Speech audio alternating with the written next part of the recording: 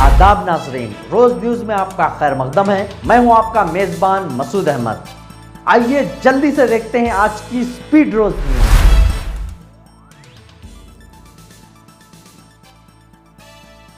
تلنگانہ میں اقلیتی نوجوانوں کو 840 کروڑ روپے کے قرض دینے کا فیصلہ، اسمبلی میں ڈپٹی چیف منسٹر کا اعلان۔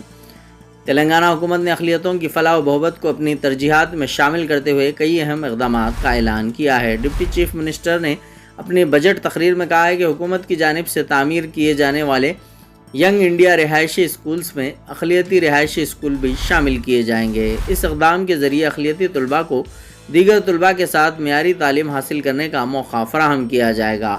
حکومت نے مسلمانوں کے لیے مقدس ترین سفر حج کے لیے بھی خاطر خواہ فنڈز جاری کیے ہیں۔ رواں سال 2024 میں تلنگانہ سے 11,446 افراد نے حج کا سفر کیا، جو ریاست کی تاریخ میں ایک ریکارڈ ہے۔ راجیو یووا وکاس منصوبے کے تحت اقلیتی برادری کے افراد کو خود روزگار اسکیموں کے لیے 840 کروڑ روپے مختص کیے گئے ہیں۔ اس اسکیم کے تحت اقلیتی مالیاتی کارپوریشن سے فی الحال درخواستیں قبول کی جا رہی ہیں۔ اقلیتی بہبود کے لیے بجٹ میں 3,591 کروڑ روپے کی رقم تجویز کی گئی ہے تاکہ اقلیتوں کی ترقی کو یقینی بنایا جا سکے۔ بیورو رپورٹ، روز نیوز۔ بجٹ حقیقت سے بعید، صرف زبانی جمع خرچ پر مبنی، رکن کونسل کویتا کا بیان۔ رکن تلنگانہ قانون ساز کونسل و BRS کلوکنٹلا کویتا نے اسمبلی میں وزیر فائنانس ملو بھٹی وکرمارکا کی جانب سے پیش کردہ بجٹ پر شدید رد عمل کا اظہار کیا۔ انہوں نے میڈیا سے خطاب کرتے ہوئے کہا کہ اس بجٹ میں دعوے اور اعلانات زیادہ ہیں جبکہ حقیقی اعداد و شمار بہت کم ہیں۔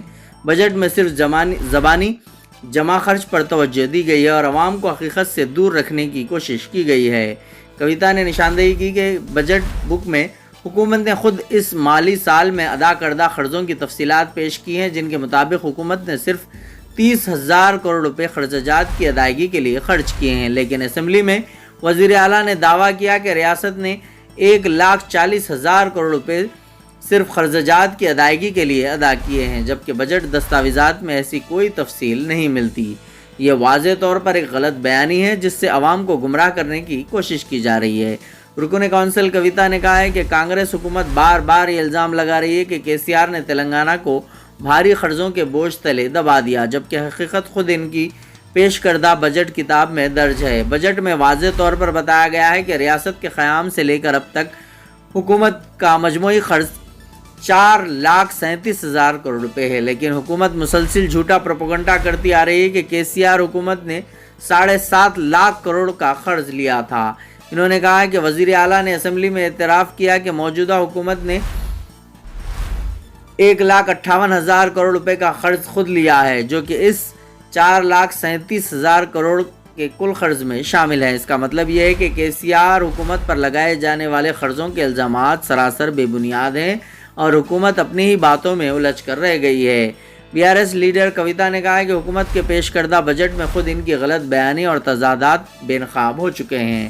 عوام کو اس دھوکہ دہی کو سمجھنا ہوگا اور حقائق کو جاننا ہوگا۔ انہوں نے مطالبہ کیا کہ حکومت اپنی غلط بیانی سے باز آئے اور تلنگانہ کے عوام کو صحیح معلومات فراہم کرے۔